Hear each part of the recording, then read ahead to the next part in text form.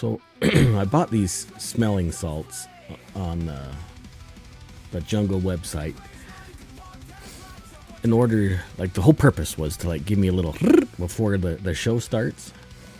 And I think I got screwed because either my nose is broken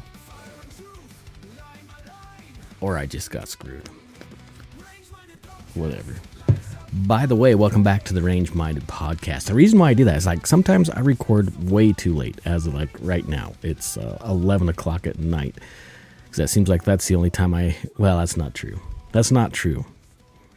I was going to record earlier, but I got sucked into the whole YouTube algorithm whole. You watch one hiking video, and then it takes you to another one, and then you're like, yeah. Basically, what I ended up is Red Bull released a video, I don't know when it was, a couple months ago, of the dude that skied down Mount Everest without oxygen. That's crazy. So, yeah, I had to watch that. That was like a half hour of my life that I won't get back. It is pretty amazing. I'm not going to lie. Did I say welcome to the Range Minded Podcast? I think I did. I'm your host, Steve Zimmerman. I've got a couple of things I want to talk about tonight as of this recording. And I was going to record this show yesterday. By the way, it's the 19th of February. I was going to record last night. Some other things came up. I've been really tired lately. I can't figure out what's going on. It's driving me nuts. But I did some research, been listening to a few different things. There's some important stuff that I think you all need to know about. Do I need to get closer? I can't tell. There's a few things I pulled out of the interwebs that I think will impact every one of us if we're not paying attention.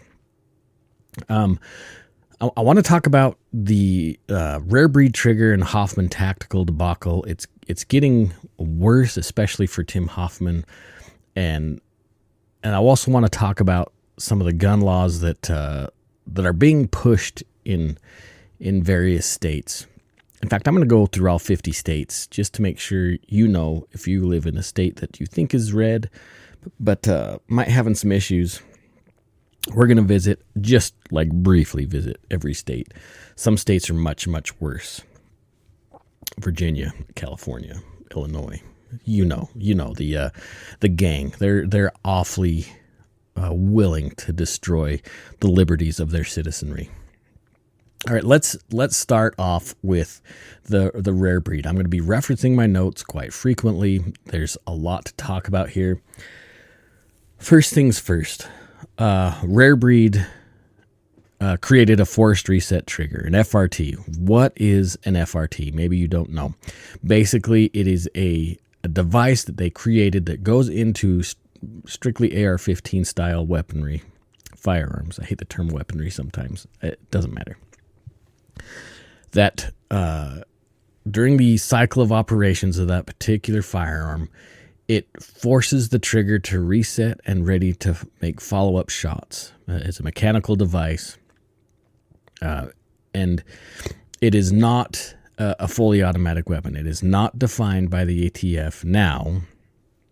We're going to get into that as a fully auto firearm. So that's key to understand, because rare breed, man, bless their hearts. So as of right now, the FRT is completely legal because ATF got their hand slapped, and we're going to get into that. So back in the 2000s, a few years ago, gosh, my brain is not working. The ATF, so Rare Breed creates the FRT. They present it to the ATF. Their specialists look at it and say, yeah, this is totally cool. You can sell it. Any kind of firearm accessory that changes or manipulates any firing rate or suppressors or even new firearm designs, they all have to be approved by the ATF. It goes to their brainiacs in Virginia, I'm assuming, where they keep losing guns. So at the time, Rare Breed's cool. Everything's just nifty. Well, 2024, the ATF knocks on Rare Breed's door and say, hey, we no longer think that this is this now makes it's fully auto. Gosh, my brain is not working. Maybe that smelling salt was a bad idea. The ATF says, yeah, this is now considered a fully auto device. It must be registered, or everyone you sold it to needs to turn in their device, or they need to prove that they destroyed it, or you need to give us all of your sales records. And it goes through other places like Big Daddy Unlimited and some other places, right? It was a big deal. If you remember a couple of years ago, it was a big deal. FRT says, screw you, we're not sharing our sales records, which I fully supported. In fact, the whole firearms community got behind Rare Breed Trigger. And we were all fully supportive of their defense against the ATF and the ATF's overreach. Well, then that brings us into Cargill with the whole bump stock thing, and the ATF got their little hand slapped and said, listen, ATF, the Supreme Court said, hey, you can't just change your mind and redefine something without congressional approval. It's Congress that has to make the decisions, not ATF. Great. That's fantastic. So Cargill, Rare Breed wins the case, right? It completely dropped. I don't even know if all of Rare Breed's customers have gotten their FRTs back. Last time I heard is the ATF lost some. They didn't. It was a big debacle. It was a mess. Of course it was a mess. It was the federal government, and not even the federal government. It was a bureau of the federal government, a bunch of stupid bureaucrats that always make a mess. So it was a win, right? It was a win for the community, and all of us, well, many of us, whether you think the FRT is cool or not, we supported a company that has a right to create a device that fits within the bounds that the ATF gave them, a completely legal device, and everybody should be able to own one, even if they don't want one, even if they think they're stupid. Okay? Now, part of the agreement with Rare Breed is there, as far as I understand, is they decided, or they told the ATF, we'll continue to make them for AR-15 style firearms, but we will not make them for handguns, which I think ATF for a very long time was very concerned about making any handgun, the rate of fire be increased. We're seeing how good they're doing on that now. That's a different story. So Rare Breed says, well, we won't make anything for handguns. Cool. Bing, bong, bing. The settlement's figured out. They're done, right? They're done. But part of the deal, as far as I understand, I'm not an attorney. I don't know for sure, but just some of the things I've been listening to and watching and researching, it sounds like part of the deal of the settlement was Rare Breed needs to really kind of push back on anybody that could be infringing on their patents. That's what it looks like. That's a problem. Why is the federal government using a private company to go after other companies? That's my concern here. Okay, now let's talk about Hoffman Tactical, Tim Hoffman. He's a young guy. He's in his 20s. I don't know if he's married or not. Smart kid. In fact, he's probably one of the top tier designers of these 3D print files out there. Just a smart kid, right? He was figuring out how to make things better, how to really detail these print files or CAD files, whatever you want to call them. But here's the kicker: is in his mindset, he thinks that there should be no gatekeeping. It should be available to anybody. And that's what he did. Either his files were really inexpensive or they were free, because he wanted them to be open source. All American, right?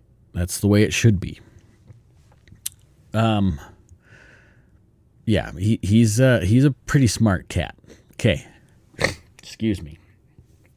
I really probably shouldn't have sniffed on those cheap smelling salts. Now, Tim creates something called the super safety, which I still don't completely understand how it works. I don't know if you need like Rare Breed's FRT and this particular device, or you can just put the super safety in your AR, which I think it is. Honestly, I'm not going to lie. I really don't know much about it.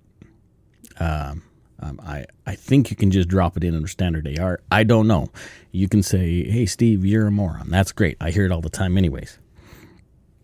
So he creates this super safety. It's a 3D printable component, or I've seen or heard. I haven't seen. I have heard of people machining them out of metal parts, which is cool.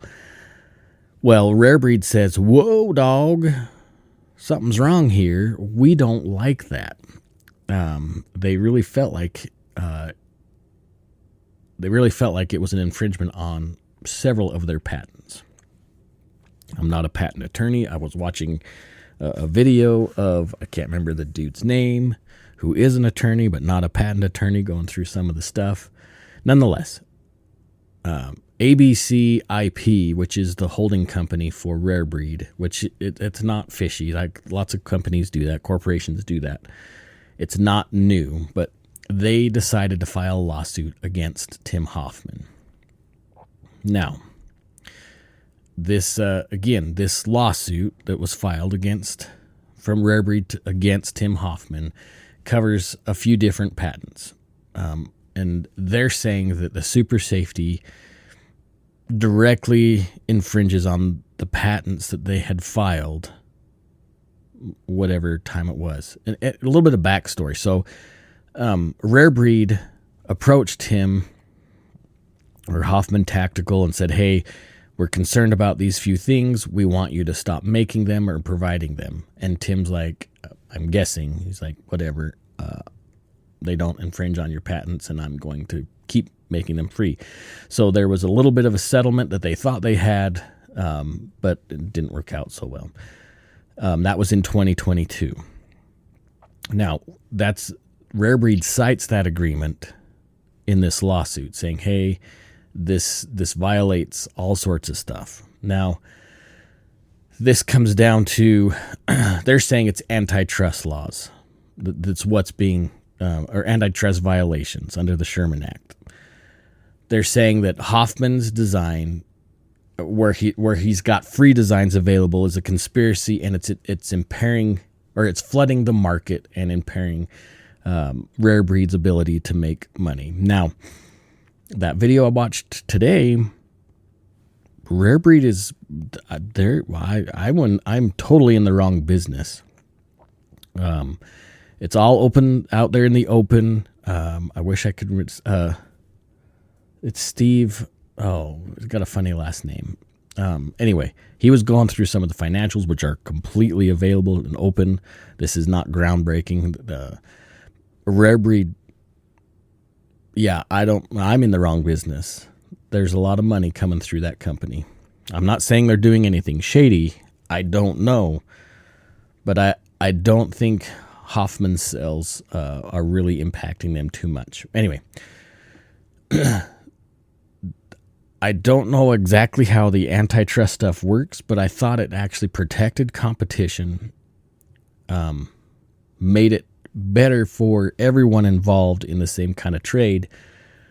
But instead, this kind of looks like the ATF is using Rare Breed to go after other manufacturers in the same kind of deal. It's kind of like Apple getting sued by Android because their screens turn on when you touch them. You know what I mean? It makes no sense. And from what I can tell, or what I've heard, really the super safety, I mean, it's kind of a night and day thing compared to what Rare Breed has put out.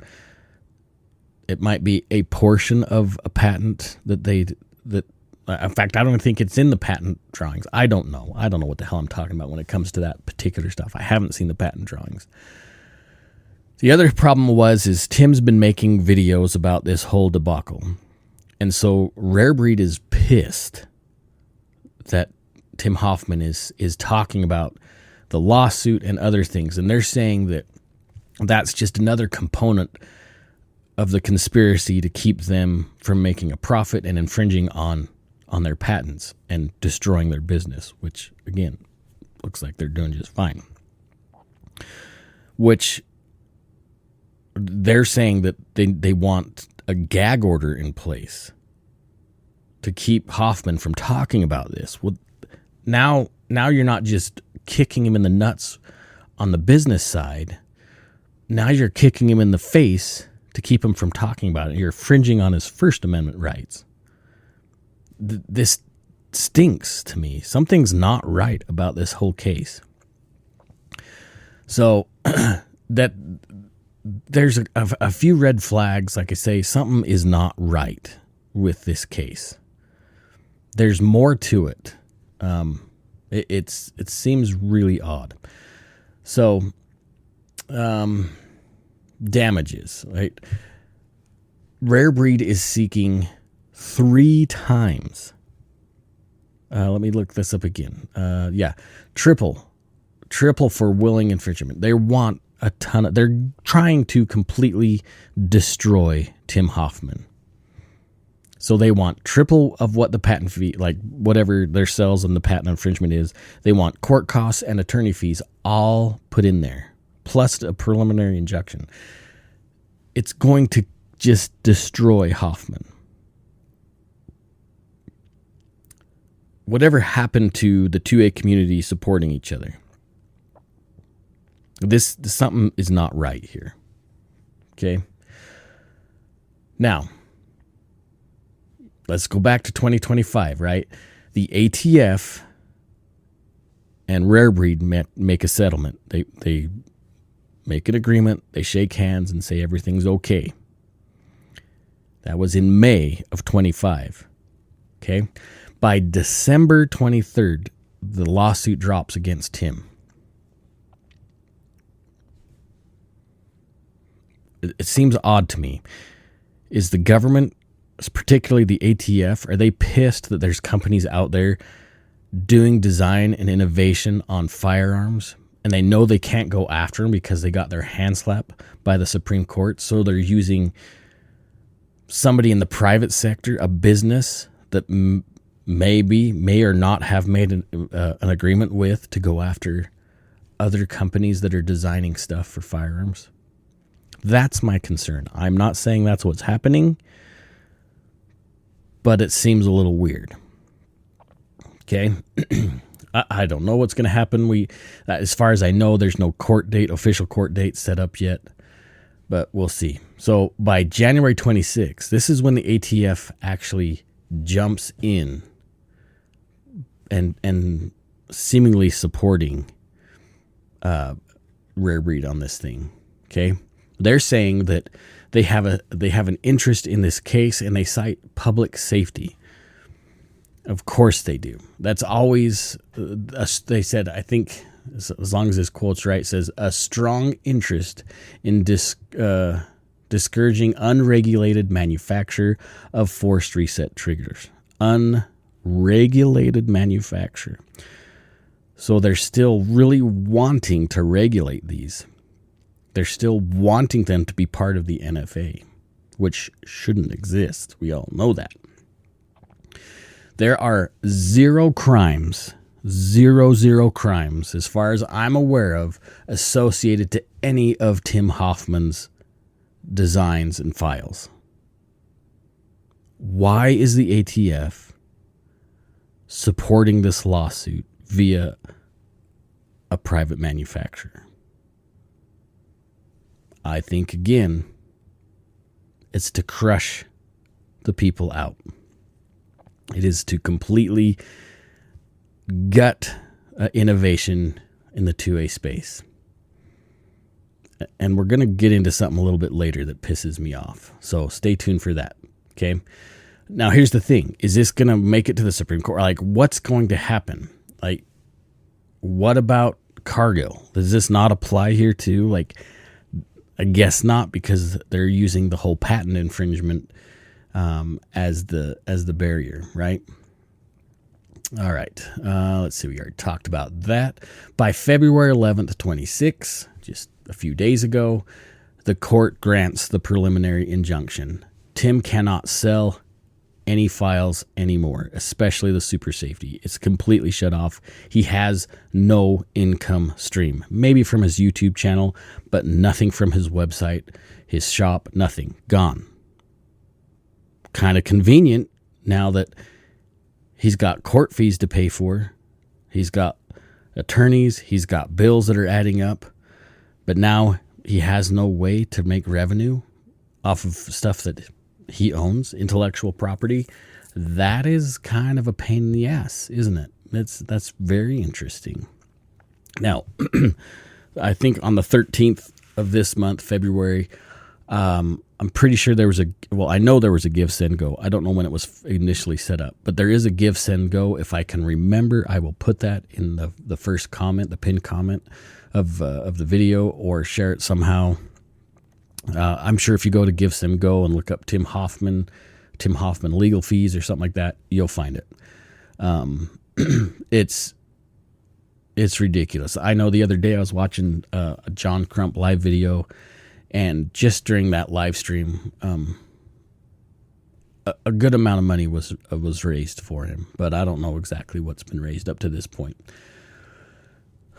Again, this is where I'm really, really concerned about this case, and I think you guys should be very concerned about it as well. The ATF appears to be meddling in a private case over, I guess when it comes to patents, it may not be completely private, but the ATF seems to be meddling in a case between two companies over copyright or patent infringement. Why? We just quoted the ATF about how they had a significant interest in this case about unregulated forced reset trigger manufacturing. Why is the ATF involved? Are they financially supporting this case? I don't know, but something isn't right. And what really, really pisses me off, and this is really the sentiment that's going around, if you spend any time on even the YouTubes or Twitter or other places where this is getting more and more traction, you're going to hear people that are absolutely pissed at Rare Breed, as we should be.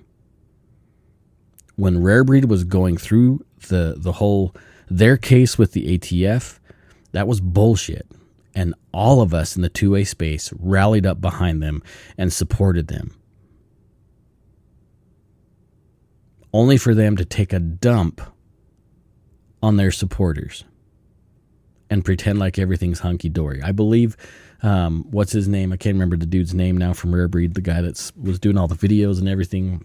He says that Hoffman has a cult-like following now. Well, I wonder why. I think his name's Lawrence. I wonder why. Because we supported you. We were 100% behind you, Rare Breed. And now you're just taking a giant, steaming, fly-ridden dump on the community. And now the community is going to stand behind Hoffman Tactical. And it'll go wherever it goes. But why? I better not say that. I better not say any more than that. Again, these are just my opinions. I don't know for sure. They're all theory. Okay? Yeah. Oh yeah, this is where I was going to go next. This is going to tie into the next half of the show. But there's a problem here. This is, again, if you're a hobbyist, if you are again, building firearms in your own home has been completely legal since before the United States was the United States. This is another avenue that the government is going to put pressure on the hobbyists, the do-it-yourselfers, the 3D printing community. this is another infringement on your Second Amendment rights, because this is impacting the availability of information. First Amendment infringements that bleed over into Second Amendment infringements. You need to be paying attention to this case and seeing where it goes. I'm going to be paying attention to it, and that way maybe I guess you don't have to. But I want to hear what you guys have to think about this, if you guys have been paying attention, if there's something I missed. Obviously, you can always find me on my Twitter account. I'm on there way too often, at range-minded, at range-minded, at range-minded on X or Twitter, whatever you want to call about it. You can comment on whether it's wherever you're watching this, if it's YouTube or Rumble, you can obviously comment down there. I'm really curious about what you guys think. If you think this is going to go in a terrible direction, what your opinions if the ATF's involved, if the federal government's maybe doing some shady stuff.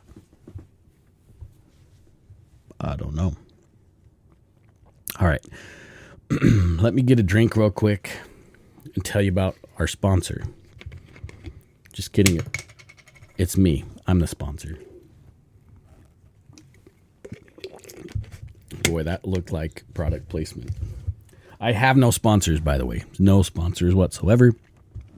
But if you want to help the show, you could always become a Patreon member. There's benefits there. It's $5 a month. It's not a huge commitment. The Patreon members can help me figure out the next patch that's going to come out. That's part of the perks. Plus, you get that patch before it goes on sale. So that's kind of nifty if you want to help out with that or whatever. You can also jump to the website, rangemindedpodcast.com. There's stuff for sale there too, some patches and things. Let's talk about this next thing. This is kind of a big deal.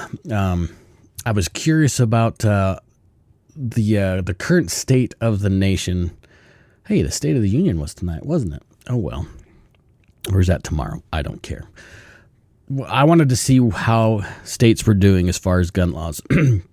I'm sure you've heard Virginia's complete explosion of 2A infringement.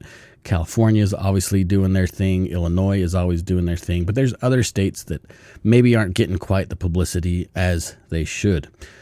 It's been crazy. So, and I shouldn't say there's other gun laws out there. There's some states that are actually opening up a little bit on 2A freedoms for their citizens. So that's good. I mean, it looks like Texas has opened up.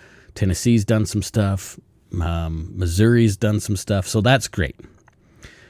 But there's still all sorts of stuff going on. Okay. All this will tie together with the cargo case, with rare breed. All this stuff is all going to come together. Just trust me. Okay. Just trust me. So let's see here. California. We know that Moms Demand Action, which sounds like an X-rated website instead of a anti-gun group of cackling Karens, they love California. In fact, they give California an A+ rating on their gun laws. It's number one for their gun laws. But we also see how that's been turning out for them. And then Arkansas, apparently they suck. Like, they don't get a very good grade from every town, which is probably means that Arkansas is good for your 2A rights. But let's start with California. So I don't remember the name of the bill. I forgot to pull that up. Maybe it's in my show notes. I can't remember when I put these together. California decided they're going to regulate 3D printers. Oh, look at that. Ties right into this whole Hoffman thing. They decided that you need to get a special permission. It has to be on the roster, a lot like their handgun roster is in the state of California. 3D print manufacturers have to put firmware, whatever your hardware in the back end. California's used to getting it in the back end. Anyway, the printers that are going to be sold in this proposed bill, they have to not be able to print any kind of firearm component whatsoever. Printers are going to be regulated. You have to go through a background check. I'm assuming if it's going to be like the handgun roster, you probably have to have some special card. And the printers have to be attached or tethered to the manufacturer 24/7. So to know that nobody is manufacturing any kind of firearm component with their 3D printer. I'm sure that's fine. But if you're not breaking any laws, big deal, right?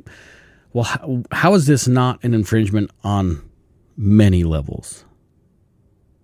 If you do want to print 3D print firearm parts, well, there's a Second Amendment infringement. There's a First Amendment infringement. Sounds like there's going to be a Fourth Amendment infringement, but California really doesn't care. It is absolutely nuts. So any kind of 3D printer, CNC machine, you're going to have some sort of licensing. I'm sure it's attached to a license. And it's going to be really, really ridiculous. I don't know what to tell you, California. You need to figure your shit out for reals. California is such a beautiful state, like landscape-wise, scenery-wise. And it just goes to show you, anything that the left touches, they just want to make it ugly and hideous. And then they'll say it's because of safety. In reality, they're just trying to make it a gross place and turn it into just some dumpster. It's such a mess in California. I feel bad for all you 2A friendly folks over there.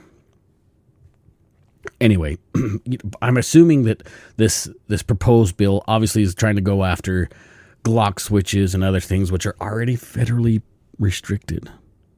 I mean, if California would just actually execute the laws that they already have on the books and execute that law to the fullest extent to all those thugs that are breaking these federal laws and state laws that are already in place, put these kids in jail, like throw the book at them.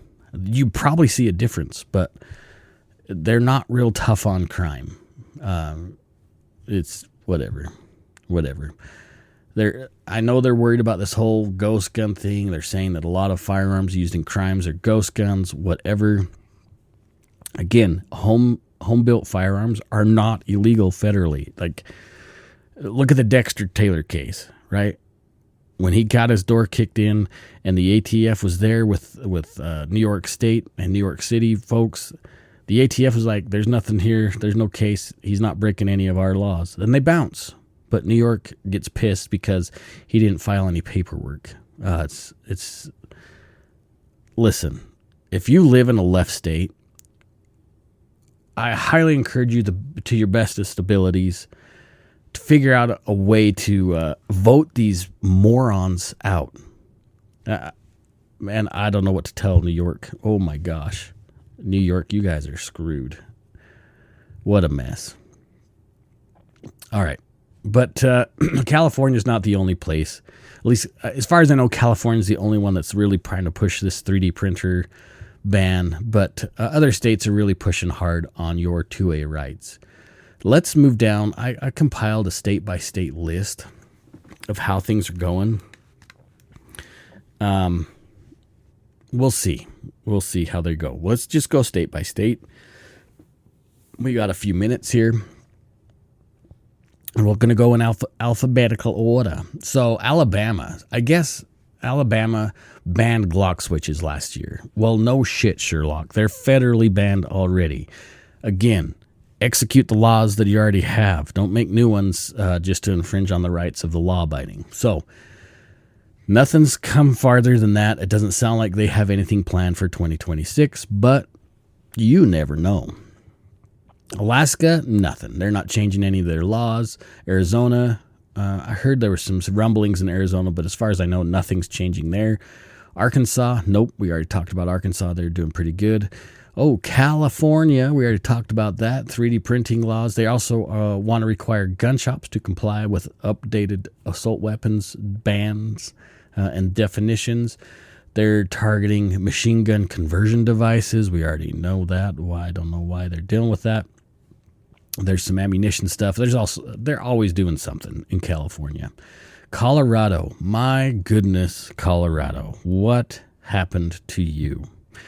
You used to be such a constitutional state.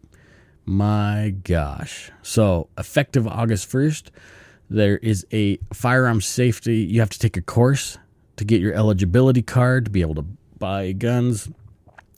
You have to, let's see, let me just read this. Requirement for firearms safety course, eligibility card, and completion of basic extended firearms safety courses to purchase specified semi-automatic firearms. Hello? What part of infringement don't you understand? They're also really pushing military-style weapons bans. Listen, Colorado. Oh my gosh, fix your shit. Connecticut. Proposal to ban or sell importation of semi-automatic handguns capable of accepting illegal conversion devices. Glocks. Just Glocks. They're only worried about Glocks. 5-year felony if you have a possession, up to a $5,000 fine. Why not just execute the federal laws that exist? 10 years in federal prison. And that's they're specifically going after Glock. There are no other conversion devices out there, as far as I know, for other semi-auto handguns. Delaware, they're pushing, they passed a law in 2025 for permit to purchase, and that is going to go into effect this year. Florida. Why is it taking Florida so long, or why did it take Florida so long to open up their state for like open carry and all that? Why was this whole, I got to go fishing in order to carry a gun? Why did it take so long to fix that? Anyway, they passed a bill in the House to lower the age of purchasing from 21, long guns, rifles anyways, from 21 to 18. Hallelujah. Also, 18-year-olds can purchase from private sellers. Proposal to lower, lower firearms purchase age to 18. Campus carry laws, which would be great. Like opening that up would be great. Georgia, nothing new that's planned. Hawaii. They're still dealing with that sensitive places. Hawaii's just going to infringe. They're going to follow California. Like there's no surprise there. My beautiful state, Idaho.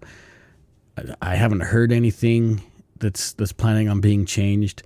We just had an attempted terror attack today. That's kind of fun. We better, the assholes at large too, they better find him. We'll talk about that in a second. Illinois. Oh, goody. Illinois. Safe Storage Act.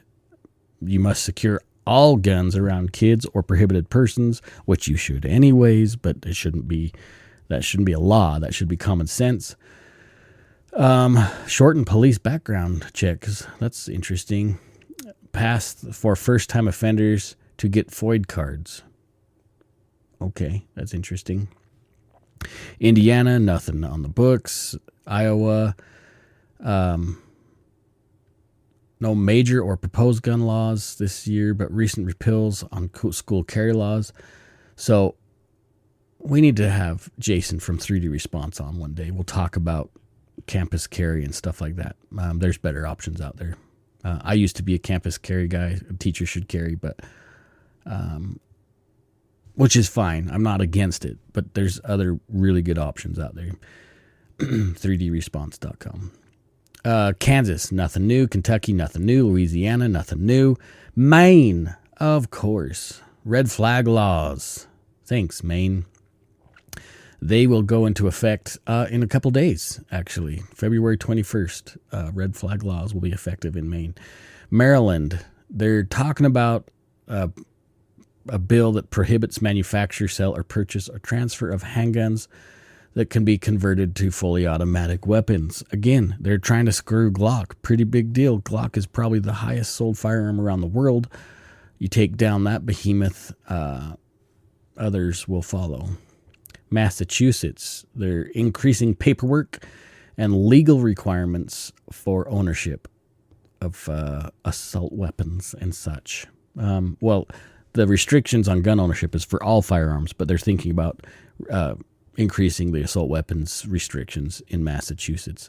Michigan doesn't sound like you're doing anything. Minnesota, Mississippi, Missouri, Montana, and Nebraska all not planning on doing anything. Nevada. How do you want me to say it? Nevada.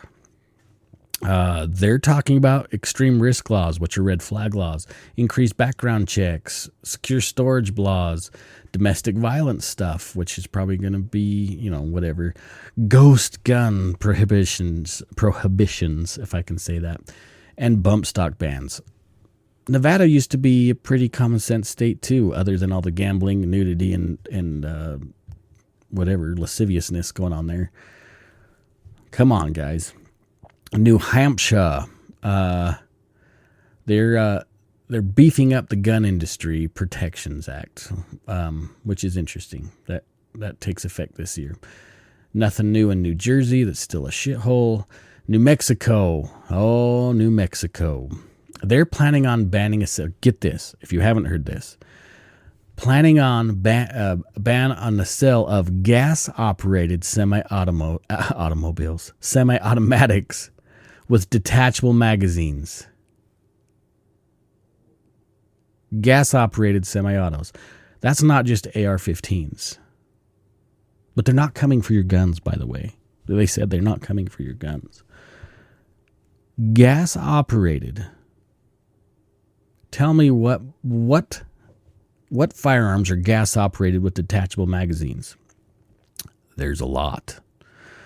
What's that? The Garand. There's the Mini 14. Obviously the AR, the AK. Man, there's so many. They're worried about anything with 10 round or greater magazine capacity, which is less than standard capacity. They are talking about restricting certain firearms transactions. They have extreme risk protection orders, which are red flag laws. They're increasing background checks, and they also want to do secure storage laws. New Mexico, you used to be such a good state as well. New York, they are trying to go after the 3D print stuff too. Of course, New York, my gosh, New York, you guys are in trouble. That is the least of your concerns. I would be more concerned about communism right now, at least in the city. North Carolina, they expanded concealed carry laws in North Carolina. Good job. North Dakota, Ohio, Oklahoma, Oregon, Pennsylvania, nothing's really changed. They haven't got anything in the works. Rhode Island, their assault weapons ban takes effect this year. Ban on new purchases of assault weapons. They can't define what an assault weapon is, but they will surely do their best to make sure law-abiding citizens can't have them. They don't care about thugs and gangsters and gangbangers. Nah, that doesn't matter. South Carolina, South Dakota, nothing's changed. Tennessee, they banned Glock switches last year, which takes effect this year, and some other manufacturing stuff. Like they're really, yeah. Texas, good job, Texas. If you're living in Texas, good job. They blocked cities from enforcing red flag laws, and they expanded access to short-barreled firearms. Good job, Texas. Utah, boy, oh boy. Utah, they're not changing anything, but let me tell you something, Utah. I used to live in Utah. You better figure it out. Utah is going to lose your Second Amendment rights. That is a gut feeling from me to you. You better figure something out real quick and make some fortifications in that state. You will have some of these same extremely restricted laws like we're seeing in California and New Mexico and Virginia and other places. It's coming, Utah. It's coming. You need to clean your house. You can mark my word on that. That it is coming. Vermont, they want to ban semi-automatic rifles, pistols, shotguns, and magazine capacity limits. What the hell, Vermont? You guys suck too. Also, mandatory storage requirements. Good job, Vermont. Good job. Oh, Virginia. I have a friend in Virginia. I feel so bad for her. She is a major 2A supporter, and she is just getting beat up over the state of Virginia's laws. Here we go. Virginia has the longest list, by the way. Bans on the import, sale, and manufacture, purchase, or transfer of any assault weapon. Large capacity magazines. It's a misdemeanor. Under 21, you're not allowed to have any kind of assault weapon, which under their definition of assault weapon, that's anything other than a toothpick launcher. Satire. Let's see. Sweeping package restricts assault style weapons, tightens storage and transfers, limits public carry, expanded industry liability. That's bullshit, but they're doing it. Magazine bans of anything greater than 10 rounds, which is, again, if it's a 10-round magazine, it's not even standard capacity, in my opinion. They changed some, it says alternate concealed carry permit applications, which I'm sure that restricts that. Adds intimate partners to family assault bans. So, yeah, you can't have an assault weapon, and neither can your boyfriend. Well, your boyfriend at. Let's see. Misdemeanor for firearm possession and post-conviction allows transfers from prohibited persons to non-residents. So you can get rid of your guns to somebody else, I guess. Man, Virginia, you used to be... Where's all the moonshiners at? Like, isn't that in Virginia? Maybe not. But Virginia had some stalwart, staunch, even Democrats that were just staunch 2A. Where are you? What happened to you? Washington State, no surprise, assault weapons ban, but that's facing some challenges, it sounds like, which would be great. They're also talking about 3D print files and 3D printers. They want to be like California. Unlawful to manufacture, import, distribute, or sell any assault weapons. Come on, Washington. Quit smoking that weed and eating them shrooms. West Virginia, Wisconsin, Wyoming, nothing. They're not going to change. Right? There's no proposed gun laws. I know that was like a ridiculous list. I don't know if you even care about the things. I don't know what state you're living in. And I'm dead serious with Utah. It is a gut feeling. You guys are about to get kicked in the nuts. Write it down. Steve said this on February 19th in his podcast that Utah is going to see some massive restrictions on your 2A rights. I feel it coming. It's coming. Listen, I don't know what state you guys live in. Maybe you're not even in this country and you don't care. The right of self-protection is not granted by the government. It is a God-given right. It's part of nature's laws. We see it in nature. An animal that's being attacked by another animal often protects itself, sometimes by extreme violence. Why are humans any different? Why should we not have that ability? The Second Amendment is not just about guns. I know that's kind of what we focus on in the 2A community, and outside people looking in, they think that the Second Amendment is just about guns. It is not. It is not. Look at the Caetano case. That was about stun guns. But it has a gun in it. It's not the same thing. You know what I'm talking about. It is any kind of tool that you use as a life-saving device, whether it be a knife, pepper spray, a stick, your hands, whatever. That is covered under the Second Amendment. Any kind of restriction on such is an infringement. And if you live inside or outside of the United States, you should really, especially outside, and some of the states within, I guess, you should really wonder why the government is restricting you. Your government is restricting you from defending yourself, your family, and your property. Is that in their self-interest? Why are they not caring about you? In the United States, we elect people who we think represent us. They are employees of the people. When I had employees and they didn't do what I asked them to do, they either got corrected or they got fired. Maybe it's time to do one of those two things if you live in a state. I know some of these are completely overwhelming. Like, You might not feel like if you live in Washington, Oregon, California, Virginia, now Illinois, any of these states that are really pushing hard against the Second Amendment, it probably feels overwhelming. It probably feels daunting. You probably feel like just moving. And I get it. I totally get it. Don't give up. Especially if you've been there. Like my house, I built this house with my bare hands. I did. I framed it. I trimmed it. Been here a while. If I had to leave my home, I would feel kind of shitty. I get it. Instead of leaving, may I propose something to you?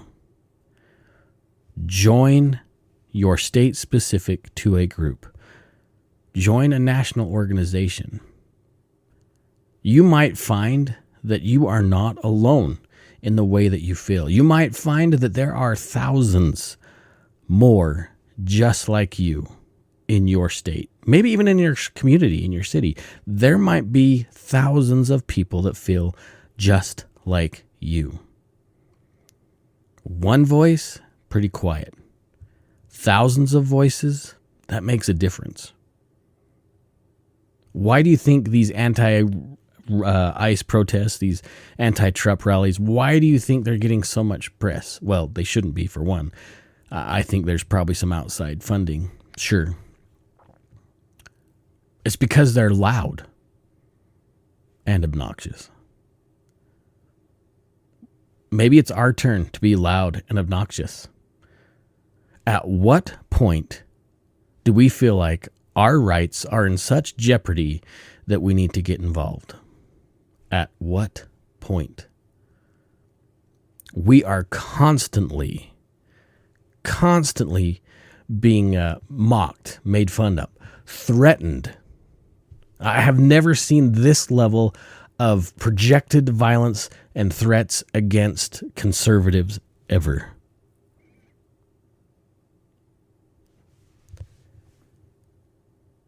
Yet the media chooses to find an old lady that's been missing in Arizona and not talk about what's really going on. That's kind of frustrating. I get it. It's somebody's mom, somebody's grandma. Awful. But that's what silver alerts are for. At what point do you say, this is my home, this is my community, these are my people? At what point do you stand up and say enough? I mentioned that Idaho, we had a attempted terror attack in Meridian, not very far from the range that I worked at over there. In fact, not very far at all. Some dude stole an ambulance, had it full of gas cans, crashed into the DHS building where DHS and ICE is a facility that they're using, and tried to blow the place up, tried to start it on fire with federal agents inside the building. This is Idaho. At what point is enough enough? You might not think this stuff will happen in your community. It's at this point, the hate is everywhere. And we are being propagandized at every moment. When is enough enough? That's up for you to decide. I'm going to let you go.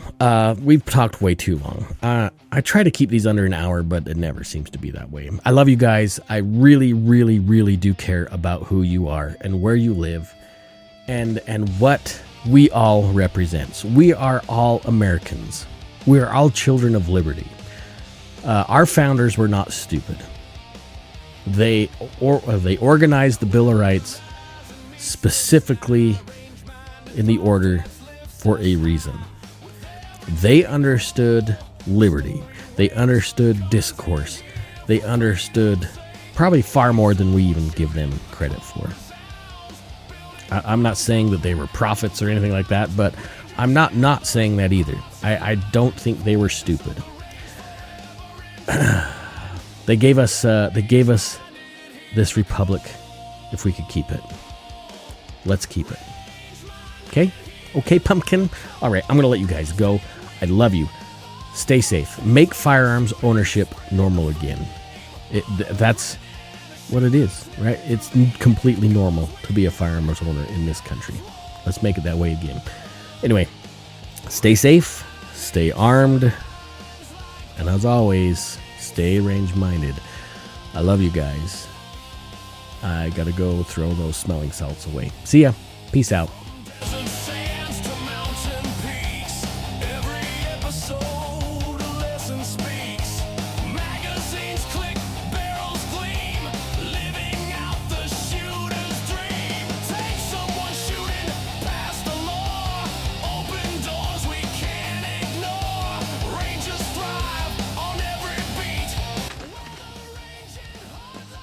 Hey boys, look what I got here. Hey, where are the white women at?